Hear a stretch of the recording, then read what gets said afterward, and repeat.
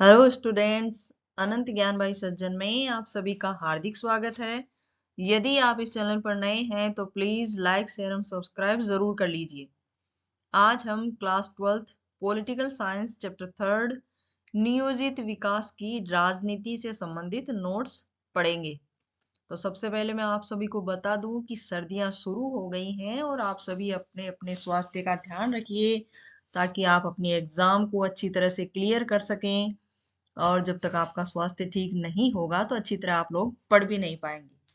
तो इसलिए गरम गरम कॉफी के साथ अपने स्वास्थ्य का ध्यान रखिए। तो अब आपका चैप्टर का नाम है नियोजित विकास की राजनीति। तो जिसमें सबसे पहले हम समझेंगे नियोजन से मतलब क्या है। नियोजन का आशय है उपलब्ध संसाधनों के श्रेष्ठतम प्रयोग के लिए भविष्य की योजना बनाना।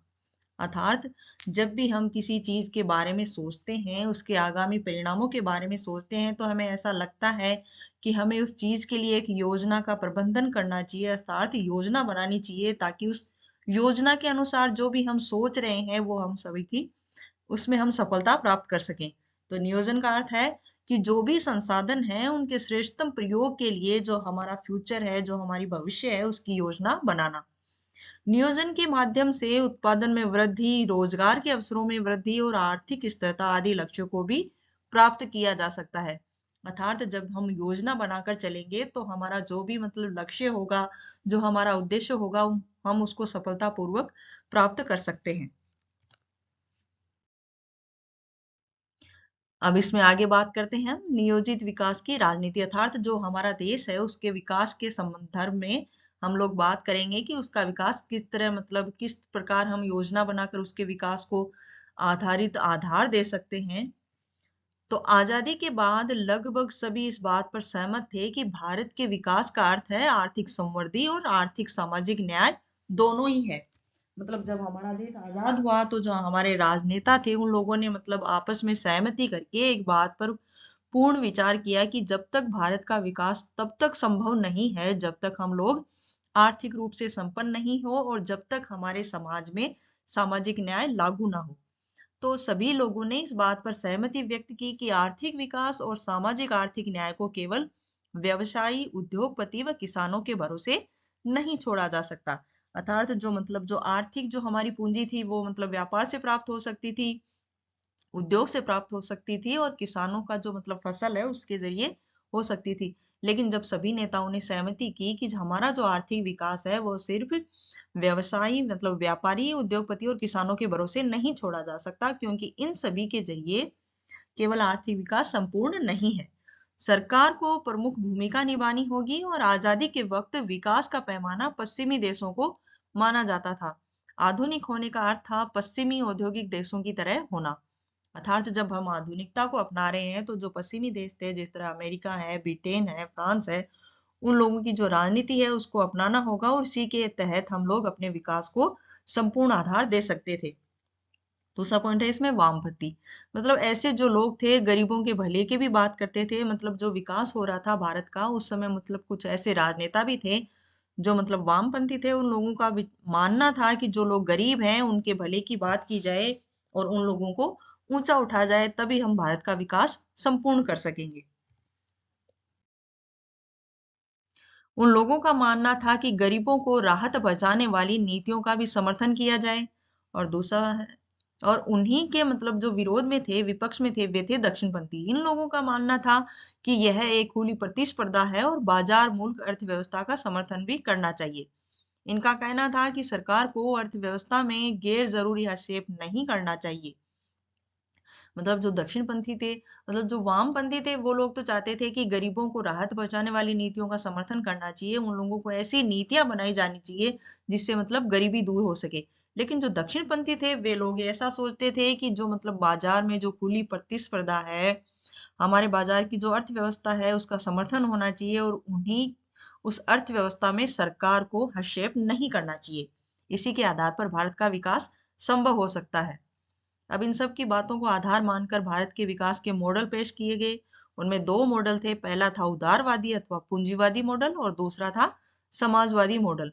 भारत ने मिश्रित अर्थव्यवस्था का मॉडल, जिसमें सार्वजनिक व निजी क्षेत्र दोनों के गुणों का समावेश था, उसे अपनाया। ताकि भारत के विकास को एक सही दिशा दी जा सके। पहला था इसमें कि उदारवादी और पूंजीवादी मॉडल कैसा था। यह मॉडल यूरोप के अधिकतर देशों और अमेरिका में यह मॉडल अपनाया गया था। इस व्यवस्था के अंतर्गत हर सभी वस्तुओं का उत्पादन निजी क्षेत्र द्वारा किया जाता था और सरकार का हस्तक्षेप न के बराबर होता था। अर्थात जो उदारवादी और पूंजीवादी मॉडल था उसका मतलब था कि जो भी विकसित देश हैं जैसे अमेरिका है, ब्रिटेन है, इन सभी देशों में इस मॉडल को अपनाया गया था और इसके अंतर्गत यह होता था कि जो भी वस्तुओं का उत्पादन होता था वह सब निजी सेक्टर में होता था, अर्थात प्राइवेट हाथों में था और उसमें सरकार का हस्तक्षेप बिल्कुल भी नहीं होता था। और दूसरा मॉडल था समाजवादी मॉडल। यह मॉडल सोवियत रूस में अपनाया था और इसके अंदर सभी चीजों का उत्पादन सरकार द्वारा किया जाता था और देश में निजी क्षेत्र नहीं होता था और सभी कंपनियां सरकार के अधीन होती थी।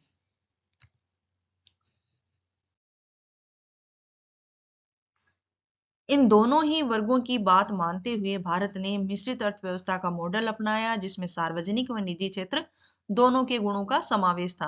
अर्थात जब भारत के नेताओं ने इन दोनों मॉडलों को देखा परखा और इसकी गुणवत्ता को समझा तो उन लोगों ने तय किया कि हम लोगों को इन दोनों मॉडलों की कुछ कुछ बातों को अपनाना चाहिए और हम लोगों को ऐसी मिश्रित अर्थव्यवस्था का मॉडल अपनाना चाहिए ताकि हमारा देश विकास के अवसर प्राप्त कर सके और जिसमें सार्वजनिक और निजी क्षेत्र दोनों के ही गुणों का समावेश हो। समता के बाद भारत में अपनाए जाने वाले आर्थिक विकास के मॉडल से संबंधित सहमति तथा असहमति के विभिन्न क्षेत्र भी हो गए।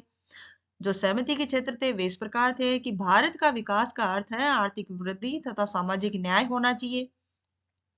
दूसरा पॉइंट था विकास के मुद्दे को केवल व्यापारियों, उद्योगपतियों व किसानों पर नहीं छोड़ा जा सकता। तीसरा पॉइंट था अपितु सरकार को एक प्रमुख भूमिका निभानी चाहिए विकास के क्षेत्र में, किंतु फिर भी गरीबी उन्मूलन तथा सामाजिक व आर्थिक वितरण के काम को सरकार की प्राथमिक जिम्मेदारी माना गया।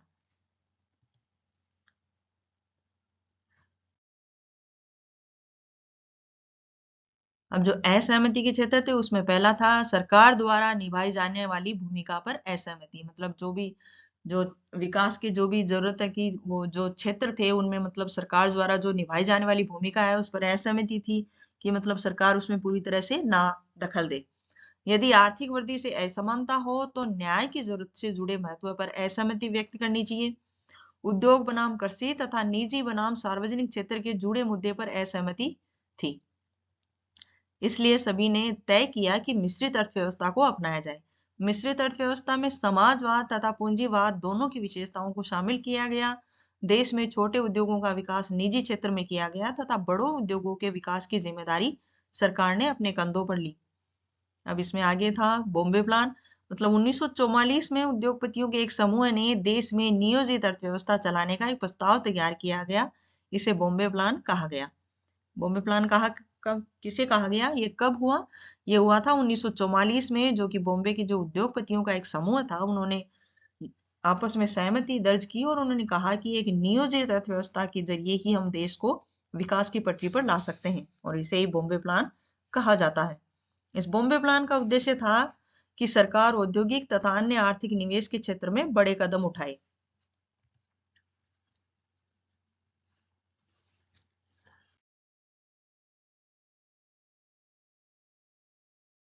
योजना आयोग। भारत के आजाद होते ही योजना आयोग अस्तित्व में आया। योजना आयोग की स्थापना मार्च 1950 में की गई।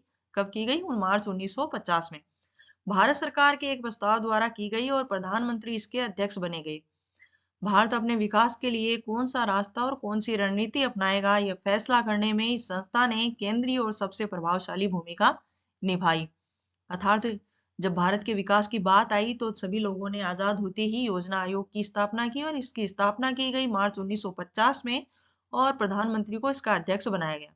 और इसका अध्यक्ष बनते ही इन लोगों ने मतलब ये रणनीति अपनाई कि इन लोगों ने फैसला किया सामूहिक रूप से कि भारत के लिए ऐसा कौन सा रास्ता है अथवा ऐसी कौन सी रणनीति है जिसे अपनाया जाए और जिसके जरिए हम भारत को विकास के पटरी पर ला सकें। योजना आयोग की कार्यविधि थी।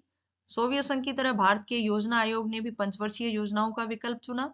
भारत सरकार अपनी एक तरफ से एक दस्तावेज तैयार करेगी जिसमें अगले 5 सालों के लिए उसकी आमदनी और खर्च की योजना होगी। इस योजना के अनुसार केंद्र सरकार और सभी राज्य सरकारों के बजट को 2 हिस्सों में बांटा गया। और एक हिस्सा गैर योजना व्यय का था और इसके अंतर्गत सालाना आधार दिन दैनिक मदों पर खर्च करना था और दूसरा हिस्सा योजना व्यय का था। इस प्रकार हमारी पंचवर्षीय योजनाओं का निर्माण किया गया।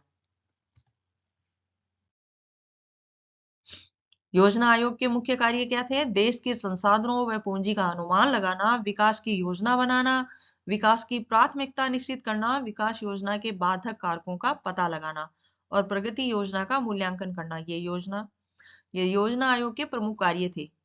और इसके बाद नीति आयोग की स्थापना की गई। 1 जनवरी 2015 से योजना आयोग के स्थान पर नीति आयोग अस्तित्व में आया, जिसके अध्यक्ष प्रधानमंत्री श्री नरेंद्र मोदी हैं एवं वर्तमान उपाध्यक्ष राजीव कुमार है। नीति शब्द का विस्तार है national institute for transforming India. राष्ट्रीय विकास की परिषद की स्थापना हुई। इसकी स्थापना हुई 6 अगस्त 1952 ईस्वी में और इसके निर्माण में योजना के निर्माण में राज्यों की भागीदारी हो, इस उद्देश्य से राष्ट्रीय विकास परिषद अपनाया गया।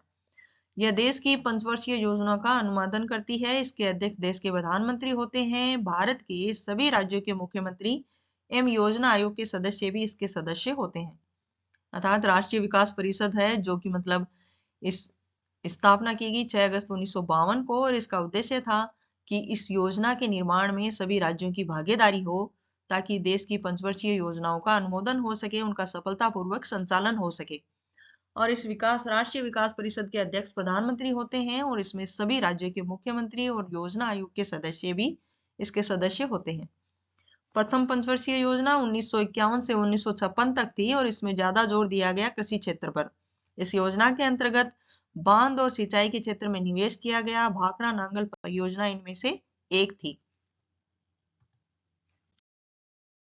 द्वितीय पंचवर्षीय योजना, यह योजना 1956 से 1961 तक थी, पर इस योजना में उद्योगों के विकास पर जोर दिया गया था। सरकार ने देसी उद्योगों को संरक्षण देने के लिए आयात पर भारी शुल्क लगाया। इस योजना के योजनाकार पीसी महालनोबिस थे। विकास का केरल मॉडल, केरल के विकास और नियोजन के लिए अपनाए गए इस मॉडल में शिक्षा, स्वास्थ्य, भूमि सुधार, कारगर, खाद्य वितरण और गरीबी उन्मूलन पर जोर दिया जाता है। जेसी कुमारप्पा जैसे गांधीवादी अर्थशास्त्रियों ने विकास की वैकल्पिक योजना प्रस्तुत की जिसमें ग्रामीण औद्योगिकरण पर ज्यादा जोर था। अर्थात जब विकास की बात आई तो भारत में मतलब जो केरल मॉडल है उसे प्रस्तुत किया गया और उसमें कहा गया कि इस मॉडल में शिक्षा, स्वास्थ्य, भूमि सुधार, कारगर, खाद्य वितरण और गरीबी उन्मूलन पर जोर दिया गया इस मॉडल में।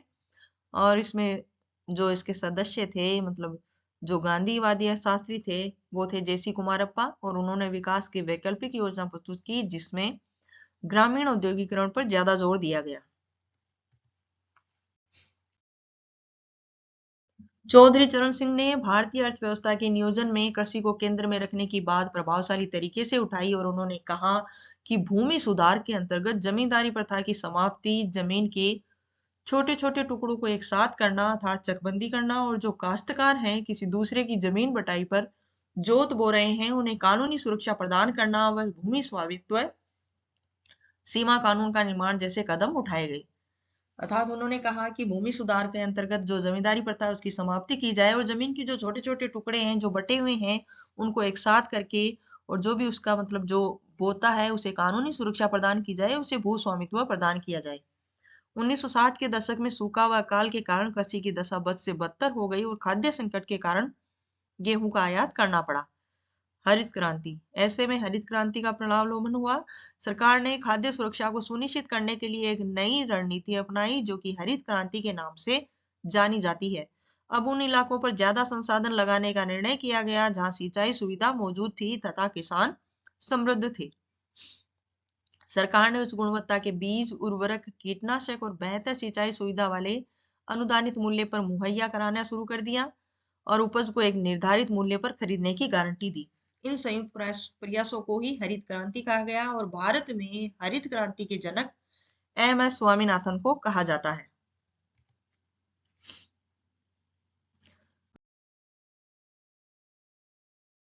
अब जो हरित क्रांति हुई उसके सकारात्मक प्रभाव पड़े। इसके कारण खेती की पैदावार में बढ़ोतरी हुई, इसके कारण गेहूं की पैदावार में बढ़ोतरी हुई और पंजाब, हरियाणा व पश्चिम उत्तर प्रदेश जैसे इलाके समृद्ध हो गए और किसानों की स्थिति में सुधार आया।